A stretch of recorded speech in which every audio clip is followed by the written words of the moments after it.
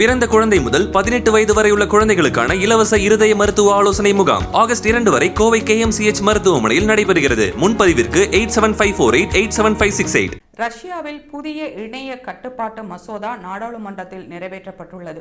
இந்த சட்டம் விரைவில் அதிபர் விளாடிமிர் புட்டின் ஒப்புதலுடன் நடைமுறைக்கு வரும் என எதிர்பார்க்கப்படுகிறது. இந்த புதிய சட்டத்தின் கீழ் பயங்கரவாதம் என அரசு வகைப்படுத்திய தகவல்களை இணையத்தில் தேடும் நபர்களுக்கு 5000 ரூபாய் வரை அபராதம் விதிக்கப்பட உள்ளது. இதற்கான நோக்கம் தீவிரவாதத்தை கட்டுப்படுத்துவது என அரசு தெரிவித்தாலும் அதில் அரசை எதிர்க்கும் அமைப்புகள் மற்றும் நபர்களுக்கும் சேர்க்கப்பட்டுள்ளனர் என்பது சர்ச்சையை ஏற்படுத்தியுள்ளது. 2022 உக்ரைன் மீது ரஷ்யா போர் தொடங்கிய பின்னர் அந்த போருக்கு எதிரான கருத்துக்கள் சமூக வலைதளங்களில் பெருமளவில் வெளியிடப்பட்டன.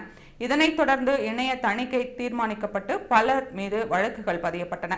புதிய சட்டத்தில் சமூக ஊடகங்களில் தேடல் மற்றும் பகிர்வு ஆகியவற்றிற்கும் கண்காணிப்பு அதிகரிக்கப்படும். இதில் அரசால் பயங்கரவாதமாக கருதப்படும் அமைப்புகளில் மறைந்த எதிர்க்கட்சித் தலைவர் அலெக்சி நவ்லானியின் ஊழல் எதிர்ப்பு அறக்கட்டளையும் அரசு சேர்த்துள்ளது. இந்த நடவடிக்கையை எதிர்க்கட்சி மற்றும் மனித உரிமை இயக்கங்கள் கடுமையாக விமர்சிக்கின்றன. அரசை விமர்சிப்பதை பயங்கரவாதம் என வகைப்படுத்துவது ஊடகவியலின் சுதந்திரத்திற்கு பெரும் அச்சுறுத்தலாக இருப்பதாகவும் குற்றம் சாட்டுகின்றனர்.